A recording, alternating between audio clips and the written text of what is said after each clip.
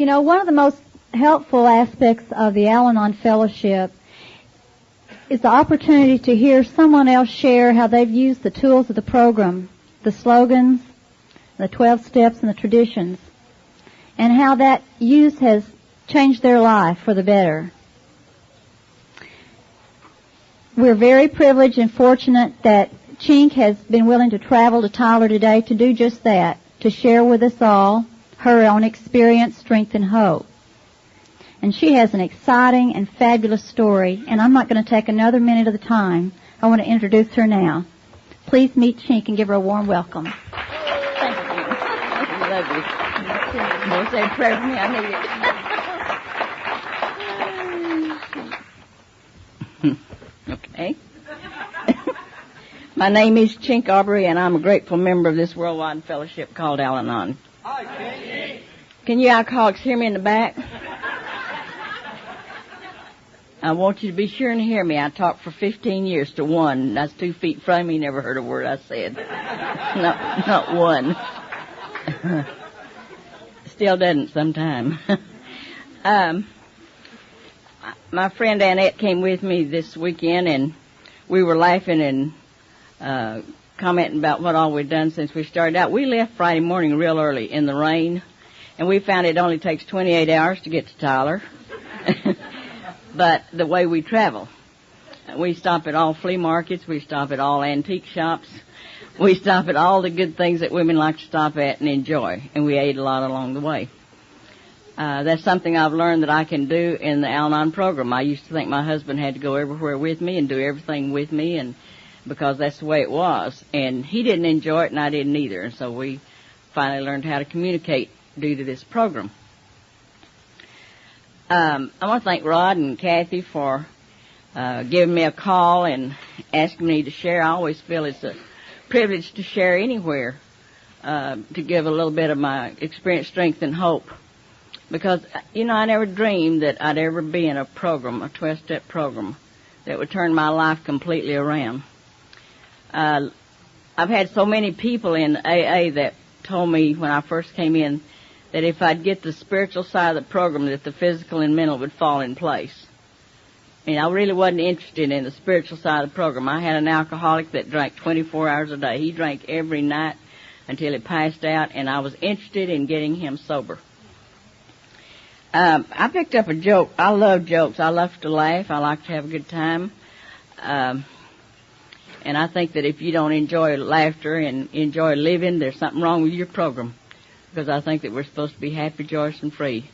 And I've cried all I want to cry. But this joke said that the doctor had just finished giving the young hillbilly a physical.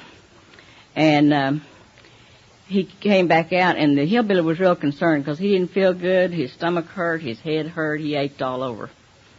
And the doctor said, I'm going to tell you something. He said, the best thing for you to do is to go to bed early at night and to give up drinking and get away from all those wild women you're running around with.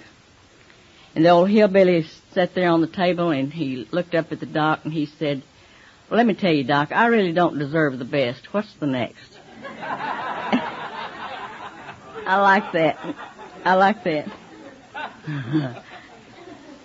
Y'all have a nice crowd here today, and I'm real grateful. You know, I'm comfortable talking into a real small group, much more so than a packed house. I get nervous. I get nervous anytime. It takes me about 5 minutes to get this thing to stand still.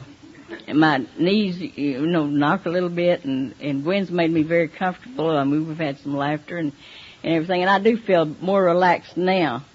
But speaking's not my thing. But I had a friend in my Al-Anon meeting that she said, you can get up and you can share your experience, strength, and hope, and that's all you have to do. And so that's what I'm going to do. And when I tell you the way it was, I tell you the way it was. And it wasn't, honey, will you pass the biscuits? It wasn't like that. My husband said that we were married 19 years before he realized his first name was Ed.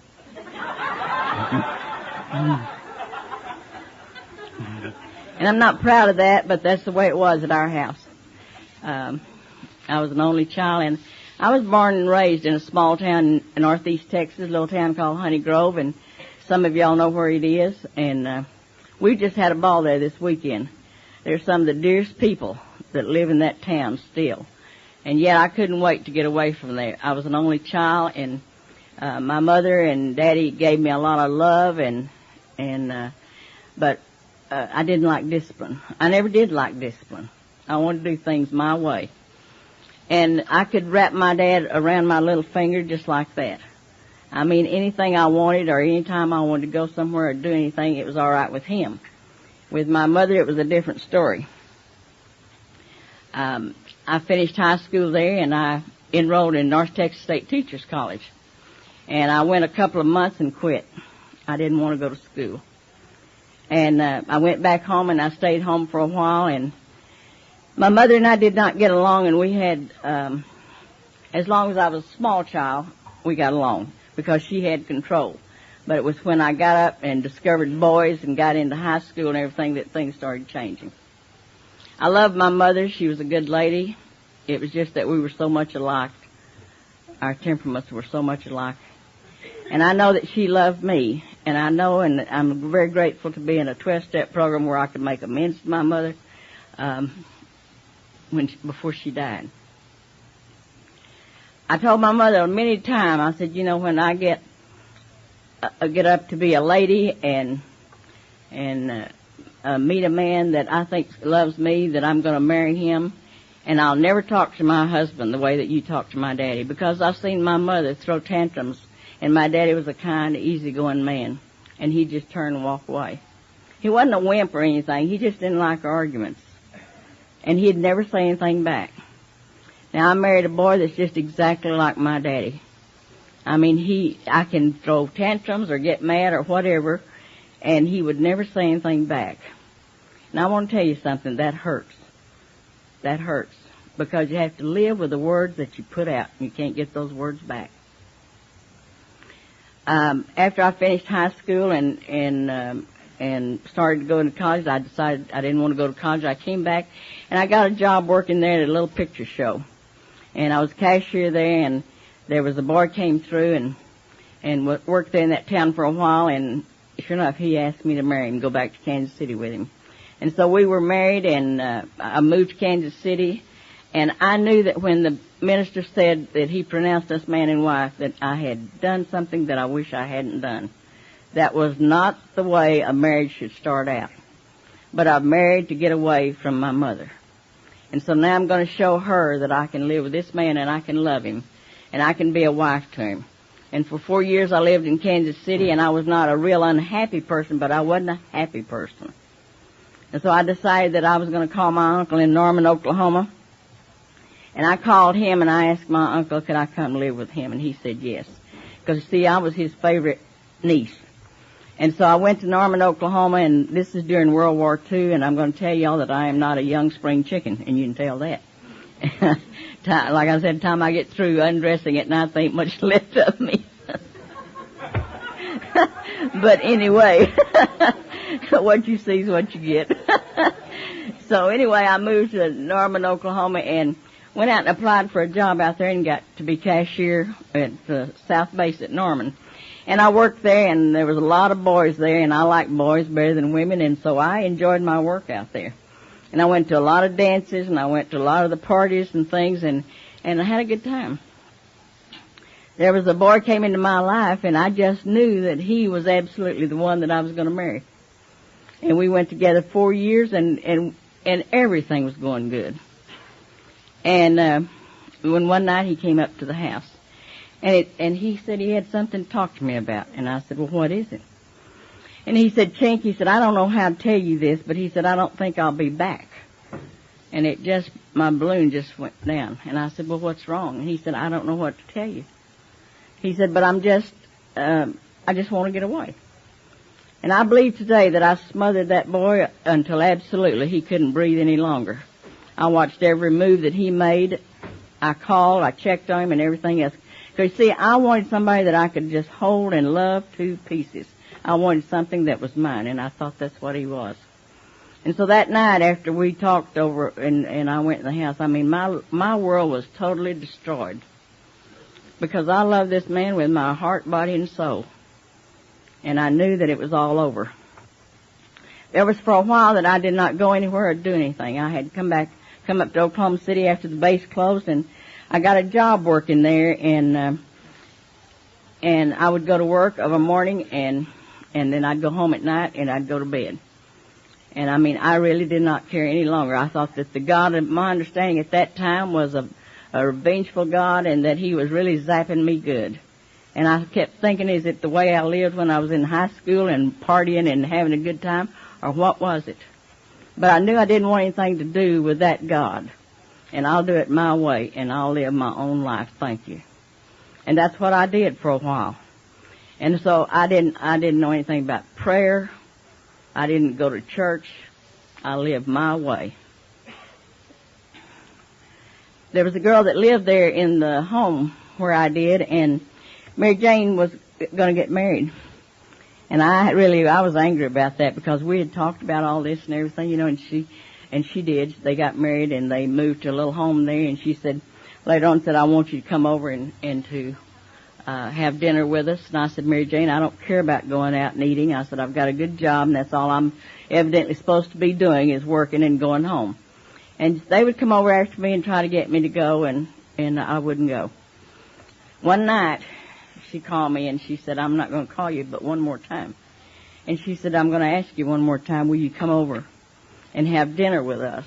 You can't live that kind of a life. And so I had on a pair of shorts and a little halter top. Hair wasn't combed, because if you're like me, when you get home from work, you're tired and you're hot, and man, it all comes off and you just want to be comfortable. And I thought, well, I'm going over there and I'll have dinner with her, and then I'm coming home. And I went over and sat down in the living room. She said, I'll have dinner ready in just a little bit, so go read the paper. So I went in there and sat down on the divan. I was reading the paper, and I didn't hear this person walk up on the porch. But he just barely opened the door and walked in, and I looked at this tall, good-looking man, and he's about 6'1", and had the prettiest blue eyes I've ever seen in my life. And I looked at him, and he looked at me, and I knew right then I was willing to go to any lengths to get what he had.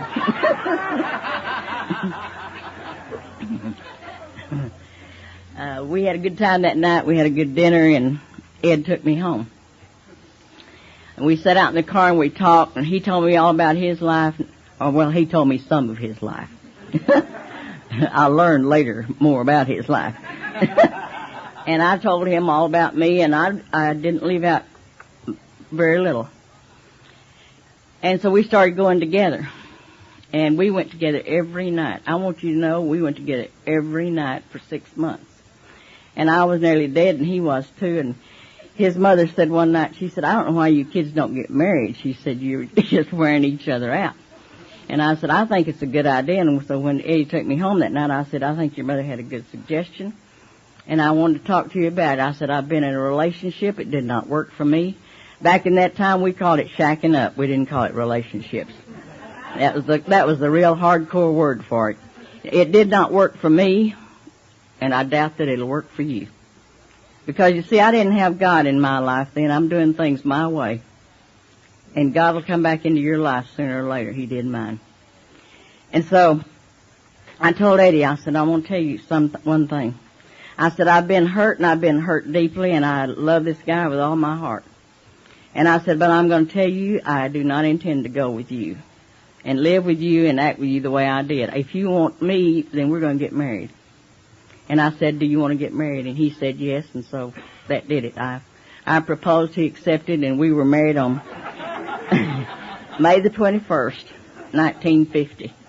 And so we just recently celebrated our 45th wedding anniversary, and that's another story. I'm on a dry, and that's the same as a dry drunk.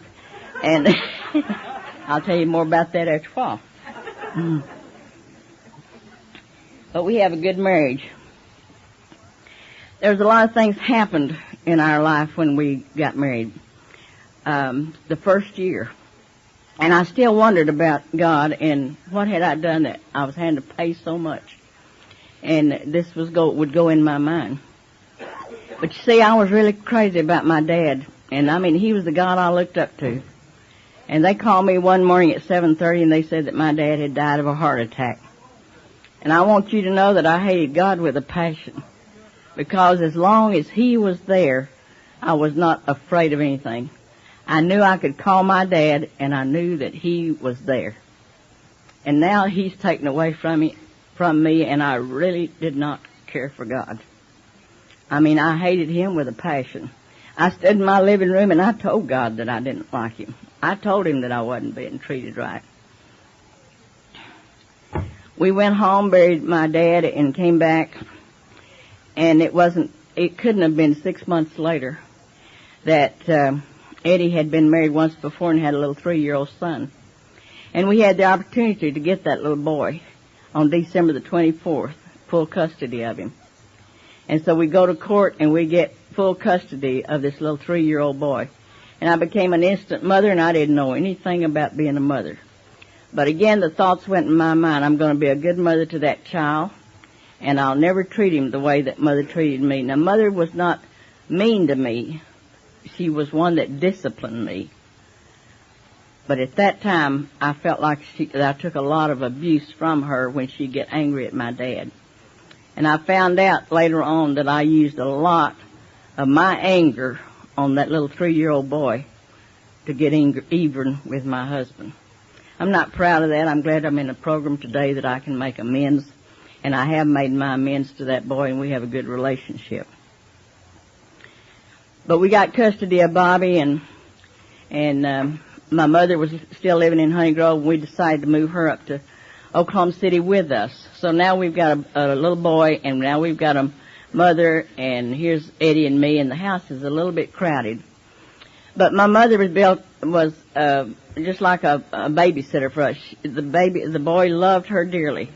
They got along real well together. I had a good job. Eddie had a good job. So there was very little work that I had to do. Eddie drank quite a bit, and I knew that he drank because I had partied with him and I had drank with him. But booze didn't do anything for me. I could take a drink and sip on it all night long, or I could drink just a Coke, and I was perfectly happy. But my alcoholic there that I was so crazy about, he'd drink a beer, but he didn't care for beer.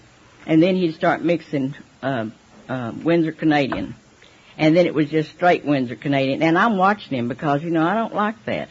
I want his attention, and I want him to do things my way, and drinking is not one of my ways. So I'm going to take it upon myself and to kind of stop him, and the tension began to kind of build up. And I can see how it does, because let me tell you something, 40 years later, he's watching me now, and I don't like it. He's doing things that I used to do. I don't know if it's happening in y'all's life, but the alcoholics reversed on me now, and I'm doing things he did. And I said, hey, this is a crazy mixed up world. It really is. But we're having fun with it now.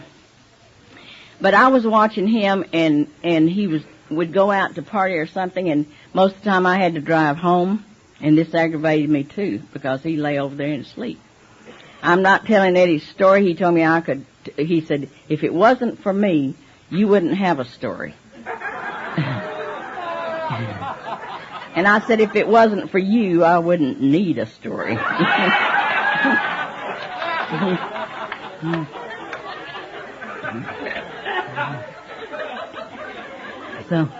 But anyway, the communication began to slack up there, because Eddie come home from work and he'd fix him a drink and go out in the garage.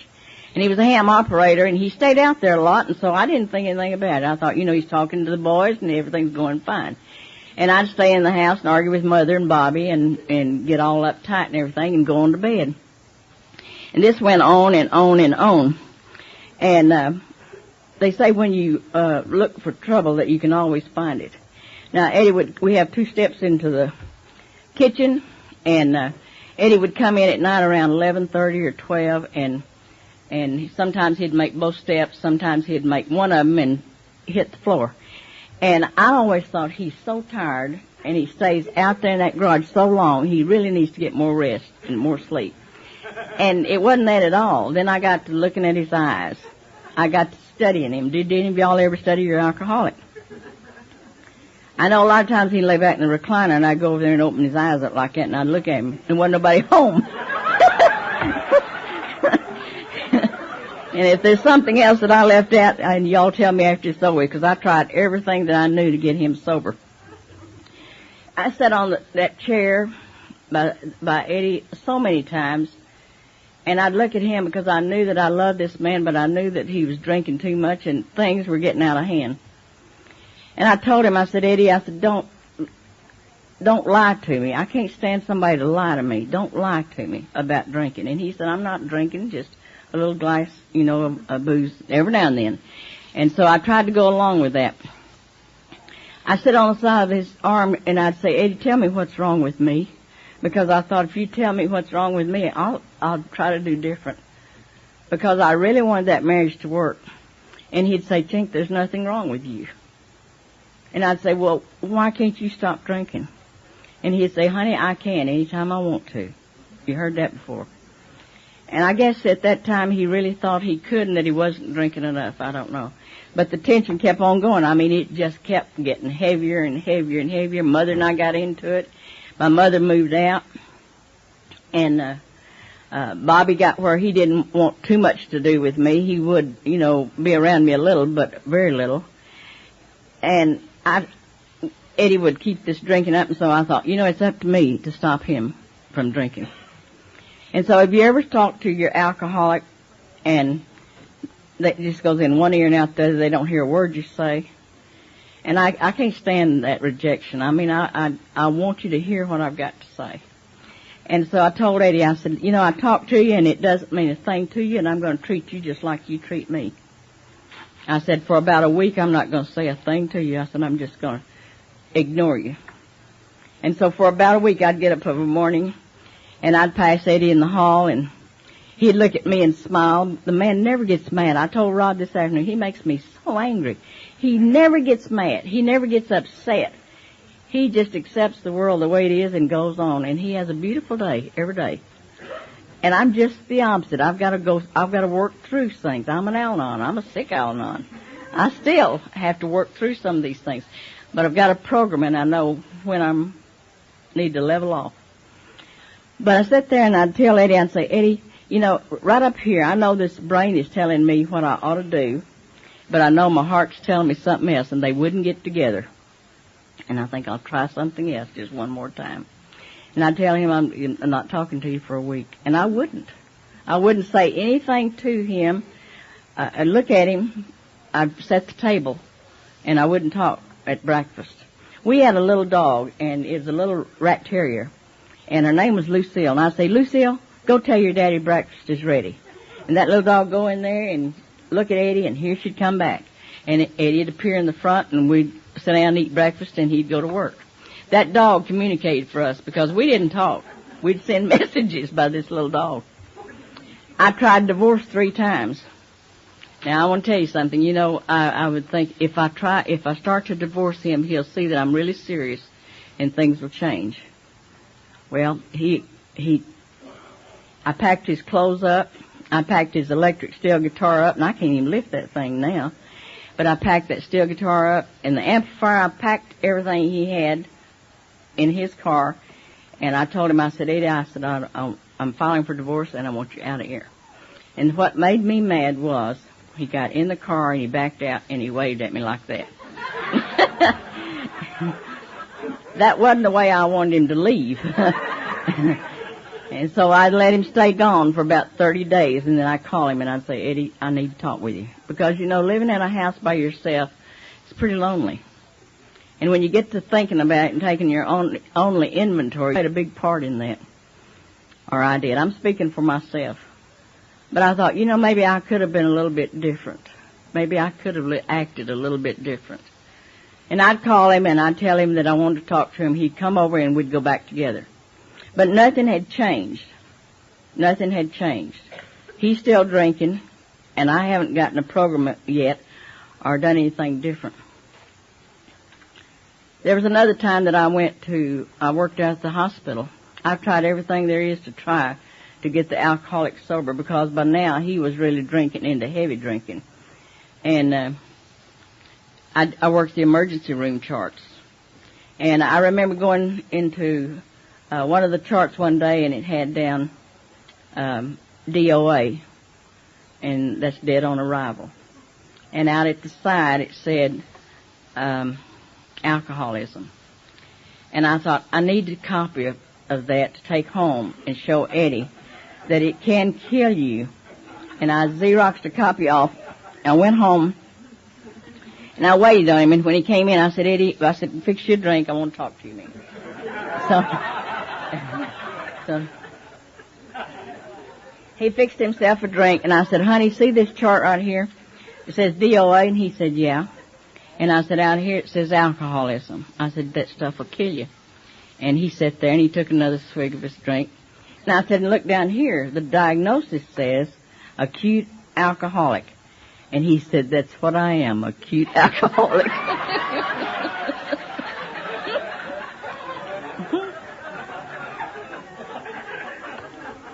I don't care what I did or what I said or how hard I worked to get him sober.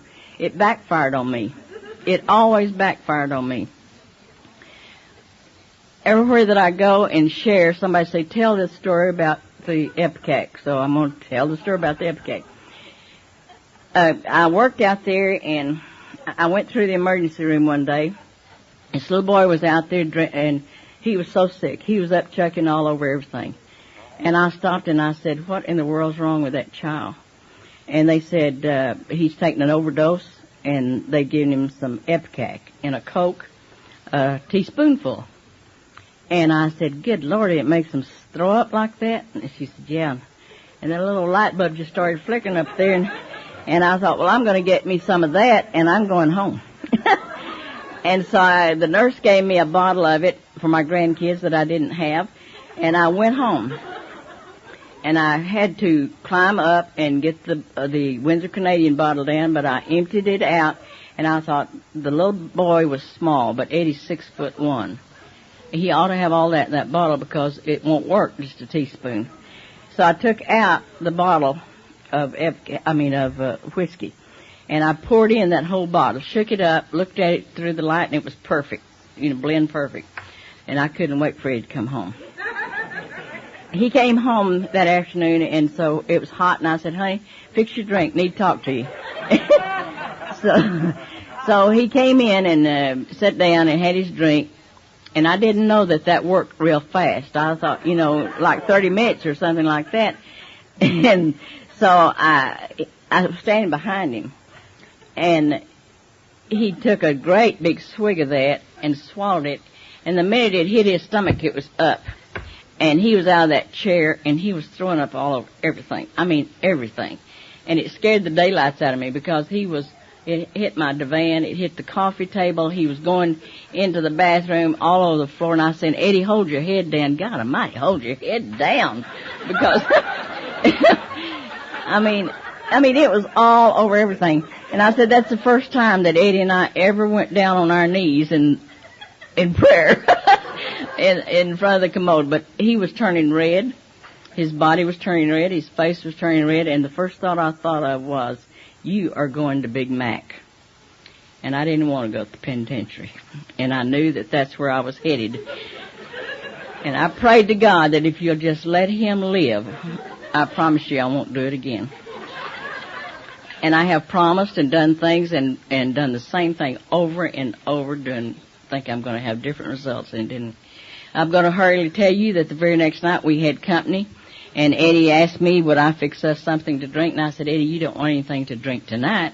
And he said, just fix us one drink. And I went in the kitchen, and I was going to fix a drink, and so I looked at the bottle. An alcoholic always has two bottles, or he did. So I got the good bottle that didn't have the Epicac in it. And I fixed one drink, the phone rang, and it was for me. And Eddie said, I'll finish, and he went in the kitchen, and he started fixing out of the other bottle. But there was just enough for one. So when he got through and brought those drinks in, I'm sitting there, and I'm really praying now because I don't know how many I got going to throw up at the same time.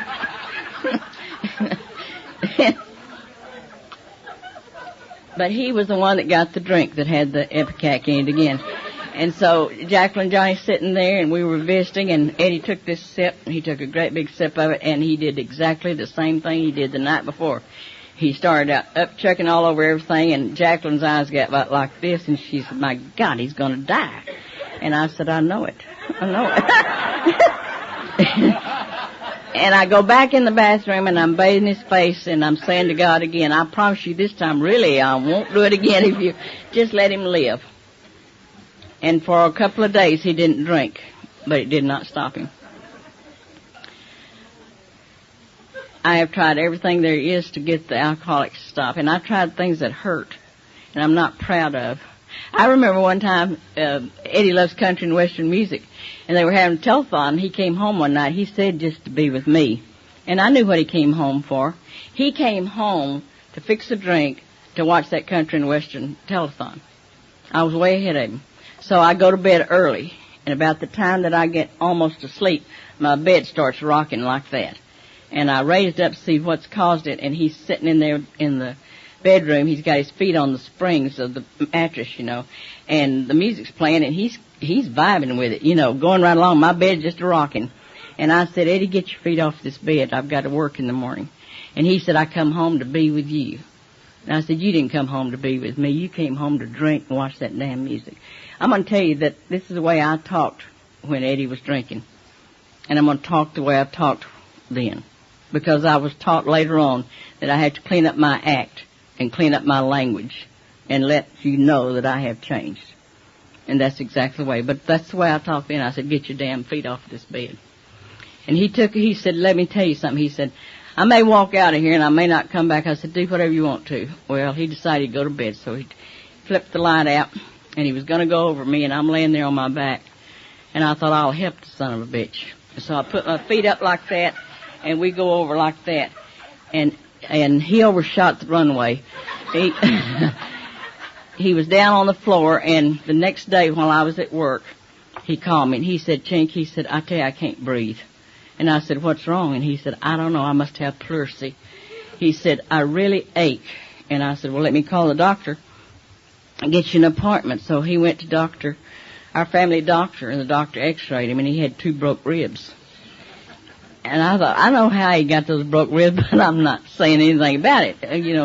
Let him figure it out. And I got the worst deal of that, because he laid in the recliner for almost 6 weeks with 2 ribs broke, and I had to bring him his meals.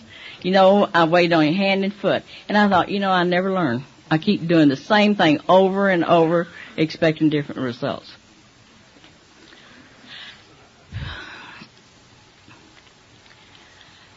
I had read in 41, I guess, whenever that article of Jack Alexander's came out in the Saturday Evening Post. I'm a reader, and I graduated from high school in 41. But I really believe that I read that article, because one afternoon when Eddie and Bobby and I were there at the house, and I'd been cleaning up our house and everything, and some of us Al-Anons feel put upon because we are put upon. And I like to feel that way, when I'm feeling sorry for myself.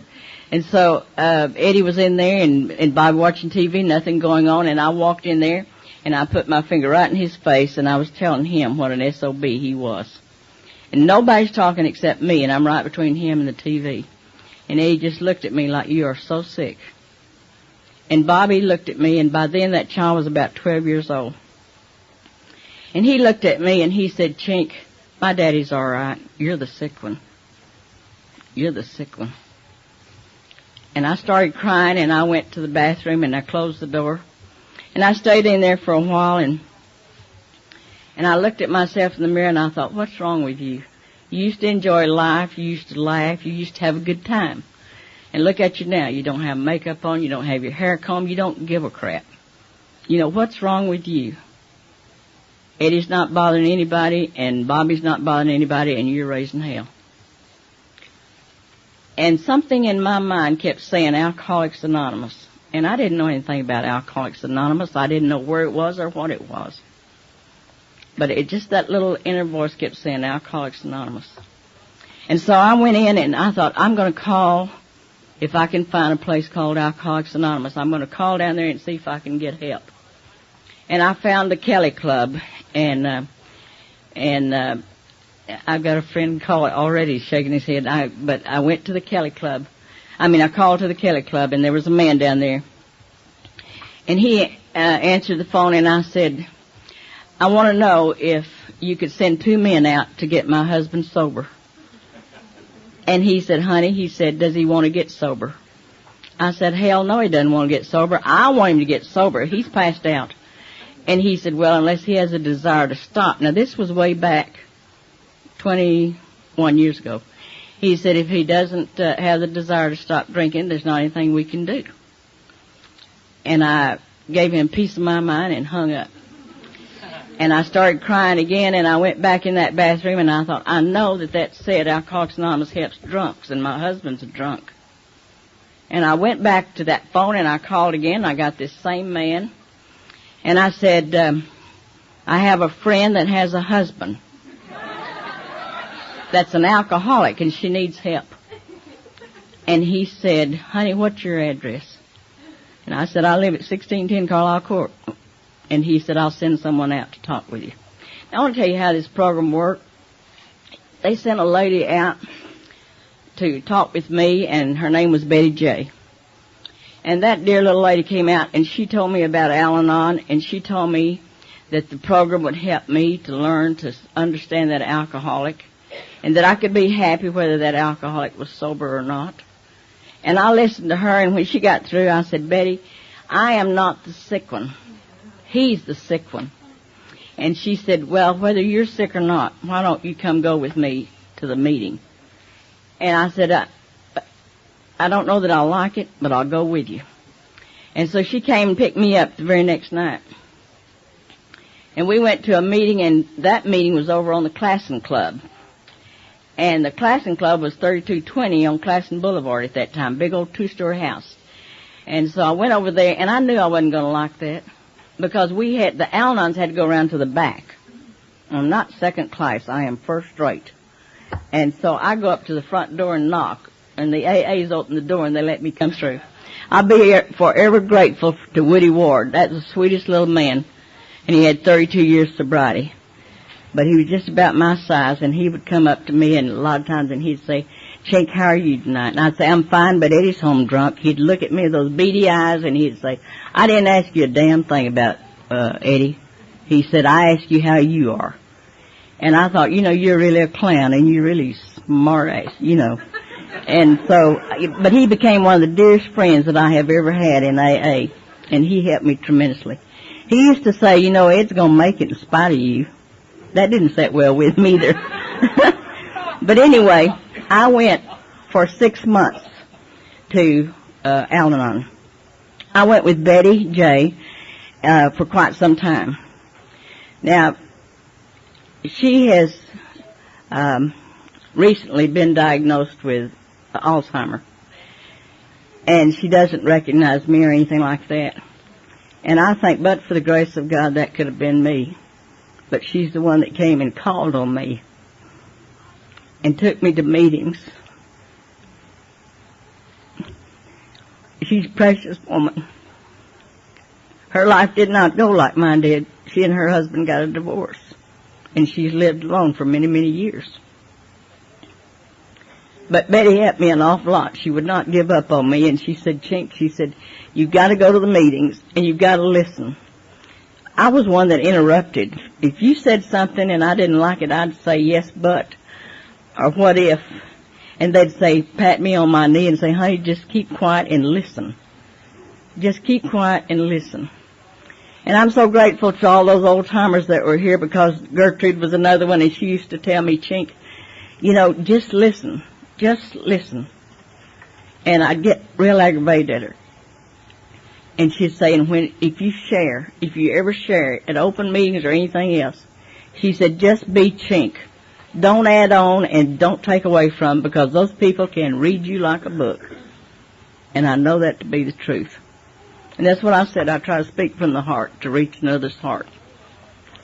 And so anyway, I went to Al-Anon for those 6 months. And I went almost every night. Now, they told me I had to work 12 steps, and I told them I wasn't going to be here that long. I didn't intend to work 12 steps. I saw the slogans, and I thought I like all the slogans except but for the grace of God. And I don't want that one, but I'll try all these others. And so I bought the literature, and I read the books on the slogans, and I thoroughly enjoyed them. I'm a reader. But I'm not going to work steps. After 6 months, my husband's still drinking, and he's drinking a lot heavier than he was. And so I decided, well, I'm going to quit. It's not doing him any good. It's not doing me any good. It's taking a lot of my time. Why should I have to go when he's the one that's sick? I quit my job. I quit going to Al-Anon, and on March, I've forgotten what year, but it was a real cool March morning, and I worked at the Baptist Hospital at that time, and so I go out to Baptist Hospital to eat breakfast. Eddie has changed jobs now, and he's working at the sheriff's office. He's now deputy sheriff. And so I thought, I have pulled him out of the bed. I have dressed him. I have got him ready to go to work so that he'd keep his job, and I'm not doing it anymore. So this morning I'm going to get up, and I'm going to dress, and I'm going to go out and eat breakfast at the hospital, and I'm going to do things my way. And so I got up and dressed. I got ready, and I went out to work. At that time, the hospital was under construction, and we had to park 2 blocks down and go to an access road and up to the hospital. And when I got out in the parking lot that morning, it was dark yet, and so I parked under one of the street lights and got out of my car and locked it. And I saw this man go by in front of me, and he had on a stocking cap and a little leather jacket, and he looked at me, and I looked at him, and I thought he was an employee, because the employees are always coming and going. And he's walking ahead of me towards the north, and I'm right behind him. And all of a sudden, somebody grabs me right here, and he put a .38 in my stomach. He had me up on my toes, right up against him. And I just closed my eyes, and I said, God help me. And it really gets to me, because I had never asked God to help me do anything. Don't help me, help Eddie. Don't help me, help somebody else. But I'd never in my life, as long as I could remember, saying, God help me. But this man had me there, and he's breathing in my face, and he said, come on. And I said, I'm not going. Thank God for Al-Anon. They told me easy does it. They told me to be quiet and to listen, and I just tried to be calm. And I repeated to him again, I'm not going. And take my purse or take my car, but don't hurt me. Don't do something you're going to be sorry for. And I don't think he knew what he had a hold of, because he said to me again, come on. And I said, no, I'm not going. And when I said that, a car came into the parking area, and the lights hit us. And when they did, he shoved me back, and he started running to the south. And I reached down and got my purse, and I started walking. And I thought, this little inner voice said, everything's going to be all right. Everything's going to be all right. And I just kept walking, and I didn't look back. And I got halfway up to the hospital, and you know what came into my mind? Yea, though I walk through the valley of the shadow of death, I'll fear no evil, for thou art with me. And man, I went all to pieces, because I believe that there is a God.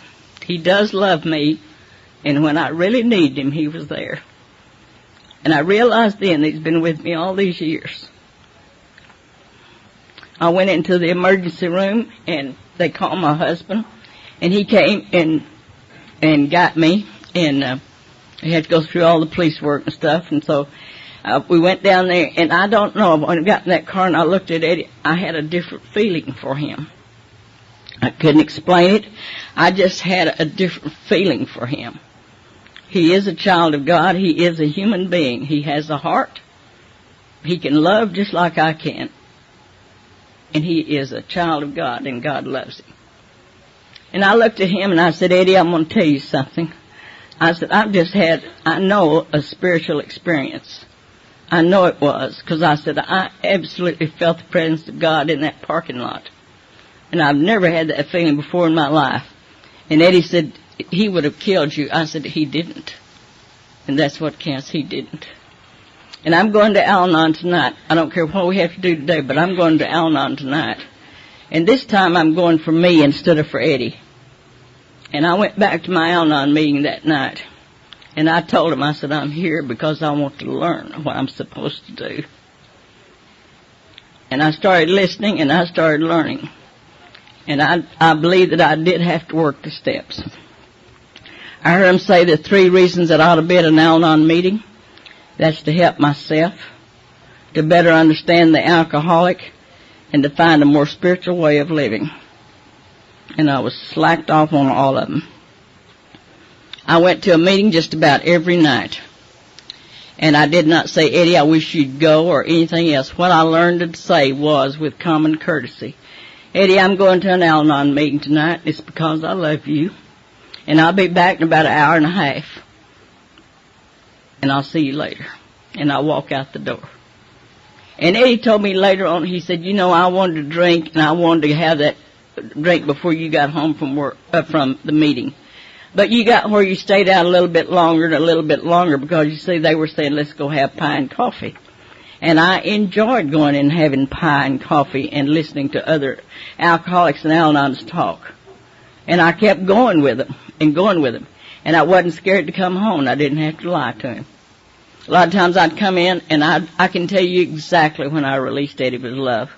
I came into the living room one night, and he was in the middle of the floor, and he was passed out. And I had drug him to bed many a night. I pushed him to bed many a night. I've shoved him to bed many a night. I picked him up and put him in bed many a night. But that night I said, that's your choice to be down the floor. I didn't put you there. And I stepped over him, and it's the hardest step I ever took in my life. I stepped over him, and I said, God bless you. And Eddie said, when I started waking up in the floor at night, there's something wrong with my program. He said, I don't know what it is, but there's something wrong here. I'm about to freeze to death at night. I also turned the furnace down as low as I could get it.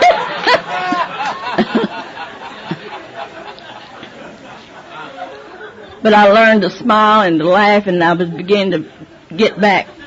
Used to be me. I was beginning to feel good inside because I know today that there is a God that loves me, and I want this program. And it says in the AA Big Book that they want us to be happy, joyous, and free. They absolutely insist on it, and I love that. I love it. So anyway, I started going to the meetings, and I was enjoying. I would go to more than one group. I was playing around with the different groups to see which one I wanted. But I went back to the very first one that I ever went to. Right when I thought that things were going to be good, I'd be tested a little bit. Something would happen, and it wouldn't, I'd have to, what I'm trying to say is that I'd try to use a slogan. Somebody said something about the slogans today, and I said I lived on the slogans. I lived on the serenity prayer. And I'll be forever grateful to Ramona. Some of you knew her, because she sat up in the middle of the bed with me a lot of times, and I called her my silent sponsor because she told me, she said, tell them that I'm your sponsor. And I said, no, Ramona, I said, you're my spiritual sponsor. I said, Winona's my sponsor, the lady that lives there in Oklahoma City. Because, see, Winona is right there by me, and I can talk to her, and I can be with her, and I don't have a sponsor that's a way off where I can't get a hold of him. And, but anyway, I was at the work one afternoon, and Eddie called me, and he said, I'm going to go with you to that meeting tonight. And I said, you are? And he said, yeah.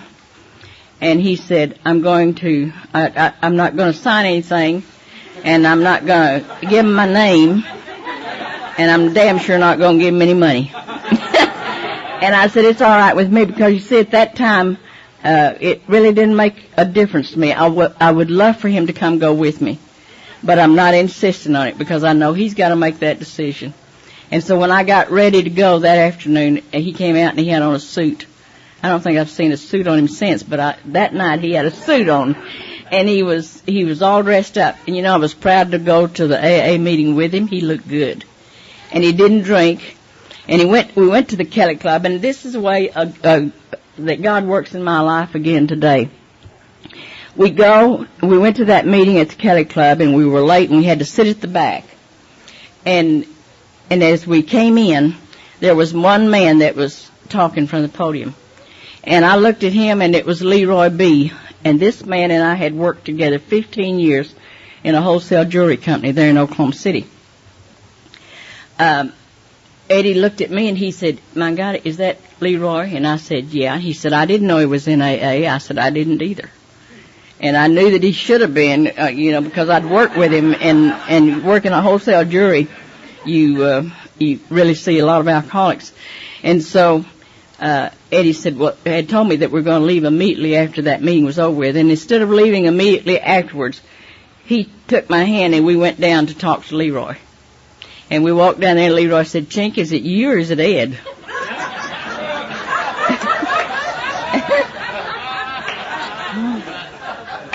And I said, I guess both of us. So he's got it and I'm affected by it. So anyway, he told Eddie, I'll pick you up tomorrow night if you'd like to go to a meeting. He said, I think I will.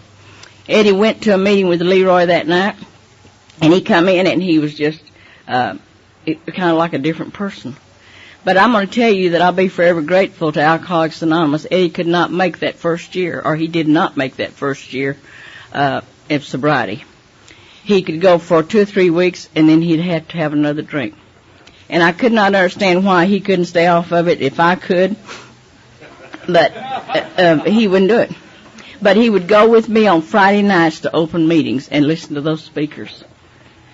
And I'd sit there and I'd watch him and I'd listen, and he shook so bad. My heart just ached for him because he would take a cup of coffee and hold it the whole meeting. He could not get that cup of coffee up to his mouth. And my heart just broke for him. But like Woody said, he said, he's going to make it in spite of you. And I was trying to release him with love. You see somebody and you're with somebody that you love, you just got to get in there and do it. And, you know, God doesn't need any help. He does not need any help. I found that out. I gave out physically, mentally, and spiritually before Eddie gave up the booze. Lucille Scoville says, a lady that was in Al-Anon and recently passed away, she said, we give out physically, and we give in mentally, and we give up spiritually. And I believe that, because in all 3 areas I was totally exhausted. Eddie and I did not have a real serene life, even though he was trying to go to AA meetings, stay sober, and I was trying to work the program, but there was something that we weren't doing. And that was with our program that we were not working real good. He had a, I almost lost my train of thought. He had what am I trying to say? Seizure in the kitchen. And I called the ambulance to get him to the hospital. And again, I thought, you know, this time I've got him. And I work at this hospital, and God and me will get him sober. I got out to the hospital, and Eddie was sitting on that gurney, and he said, go get my clothes. He said, I'm going home. I could not believe that this man could get sober that quick, you know, or look like he was sober and want to go home when he was half dead when they carried him out. And Eddie laughs now, and he'll say, us alcoholics can get sober when we need to. But anyway, I kept going to Al-Anon, and I kept trying to work the program and doing the best that I could. And they told me to get a sponsor. I did get a sponsor. I still have that same sponsor. I have been in Al-Anon 27 years, and I have still got the same sponsor I would not take for her. She's a beautiful friend of mine. I learned how to work the steps. I learned how to take the steps. I don't know about y'all, but I think that you've got to walk through these steps before you talk the talk. That's exactly the way I feel about it. I know everybody might not agree with me on that, but that's okay. Eddie went into the hospital and at St. Anthony, and he was there for 33 days. And how that came about, the morning that I got up and he had that seizure and everything, I went to the sheriff's office and I told him that I had made up my mind that I was going to get out, that I was breaking it, and that I was going to live my life because I had absolutely given up on Eddie. And I remember Mr. Turner reached out in his pocket, and he was a sheriff at that time. He took out this little card, and he said, Chink, honey, you go back home. He said, I'll take it from here. And I looked at that card, and it was the AA 12 and 12, the little card with the steps and the traditions on it. And so I got in my car, and I was just like in limbo. I wasn't thinking or doing anything. I just went home. As I came in the door, Eddie had tried to get up and to see where I was. And he had fallen and cut his head. The phone started ringing, and I answered the phone, and I said, I can't talk. My husband's hurt himself. It was the sheriff on the other end. I went over and was helping Eddie up off the floor, and I looked up, and the police were coming in our house. The ambulance was backing up to our door, and I had not called either. And I started crying because I thought I've read in the books where other people will come in and they can do for him what you cannot do. And so this man that came in, one of the boys that was on the police, he said, Chink, I'm so-and-so. And he said, I know about Alcoholics Anonymous. And he said, I'm going to talk with Ed and we're going to go to St. Anthony. And I just stepped back. I thought, you know, they can do it. I can't do it. And Eddie went to the hospital, and he was there for 33 days, and they had talked to me about a little conference in Apache, Oklahoma. And I thought, I've never been to a conference in my life, and I'm going to go. And so I called Betty J., this lady, and I said, Betty, come go with me, and let's try to find Apache, Oklahoma. If y'all know where it is, a little bitty spot out in the cornfield. It's got one blinker light, and you'd miss it. But anyway, it was in February, and we went in January. And so we went to that conference, stayed at Lawton, Oklahoma, and went back and forth in the car. This man, I got to talk to him after this over with. And so, but anyway, we went, and it was snowing, and it was beautiful. And they had it in an old picture show. You go in and just sit down in that old picture show, you know, and the speakers talk from up on stage. And the speaker that Sunday morning was Wesley Parrish. And I love that man with all my heart. That's the most spiritual man I ever heard in my life. He was great. And he stood up there and he said, love's a spontaneous emotion. It has to come from within. And I don't know where I heard anything else not, but I thought, you know, how can you give love if you don't have it? Now, when we came back from that conference, there was a lot of good speakers there, and we had a ball. And when we came back from there, Eddie called me and he said, will you come get me? And I said, yes. I had not seen him in 33 days because I released him. I was going to let somebody else take care of it. I had done all I could do. I had done all the damage I could do. I did not do anything that was right. Little Woody used to tell me, you're doing everything but what you should. And I'd say, Woody, what's that? He'd say, don't do nothing. Leave the alcoholic alone. Let him be responsible for his own actions. And I just couldn't turn loose. Anyway, I came back home and I went to the hospital and picked Eddie up, and it was like two strangers riding in that car going home. I didn't know how to talk to him. He didn't know what to say to me. And finally he said, Chink, I want to tell you something. And I said, okay, I'm ready for anything. And he said, they tell me that I've got to go to Alcoholics Anonymous the rest of my life. It's got to be first in my life if I want to keep sobriety. And you'll be second. And I said, that's okay, Eddie. I said, I've been second because booze has been first in our life all the time. I don't care where he places me down the line, just so I'm in there. I have said, and I've said this before, how it is today, and Rod and them kind of laughed. I've said, you know, alcoholics go on to dry drunk, and Al-Anon's going to dry, and I've been on a dry all last week. And I'm not proud of it. I know what I should do.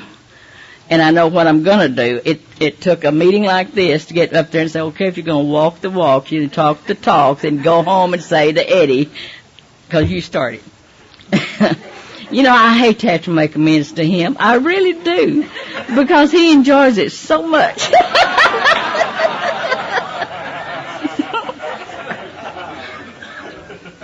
But that's okay.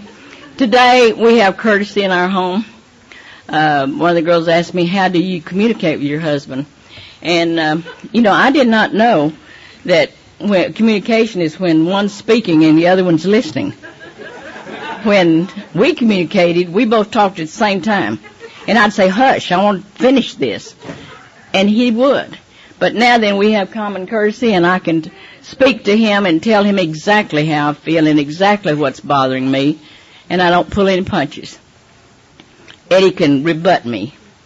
And maybe it's something that I have thought, and it wasn't at all the way he was thinking. It had nothing to do with it. Somebody asked Eddie, how do y'all get along when you fight? We don't fight. We haven't had a good fight in a long time. I pout every now and then, but I get tired of pouting because he just goes on and accepts me like I am. That's exactly what he said. How do y'all communicate? And he said, I just accept her the way she is. And he's an easygoing person. But, you know, it tells us in our book that we encourage the alcoholic.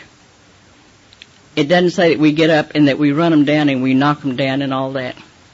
And I'm so grateful I don't have to do that today. I'm so grateful I can say that, I'm married to an alcoholic, and I'm tickled to death. I still let jealousy creep in every now and then. Because, you see, I love that guy, and I know he loves me. And I said, I'm just thrilled to death for alcoholic women and Al-Anon women to go up and hug and kiss my husband. But by damn, don't linger.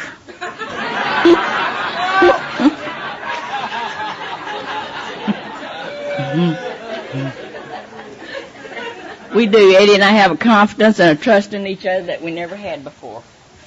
I mean, really, I didn't trust him out of sight or anything, but today I do, and he does me. We go places together. We go places separate. I found out that he does not like to travel a lot, and I like to go. Now, Annette and I have had a barrel of fun this weekend. We have done things that you men don't like to do. We have made every shop between Oklahoma City and Tyler on our route, haven't we? And our back end of our car's loaded. We bought everything. My husband, we were married 45 years last Sunday. My husband forgot that. I have pouted for 1 week, but I got even. I bought me the cutest short set yesterday and charged it to him. And I can't wait to give him the bill. He told me when I left, he said, Chink, y'all go and y'all have a good time, and I'll see you when you get back. I'm very grateful that y'all asked me to come down and visit with you, and some of y'all have heard my story before. But I'm going to tell you something. The best thing that can happen to you, if you're in Al-Anon, go to the meetings. Just because, as Kathy said, and I picked up from her, just because you're married to an alcoholic does not make you an Al-Anon. Just because you go to a lot of meetings does not make you a member of Al-Anon. There are some things that are requested and required and that we must do, and that's called discipline.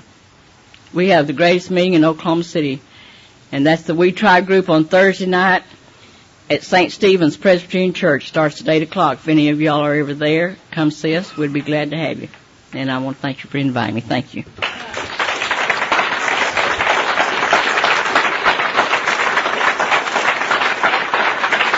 I'm going up with you.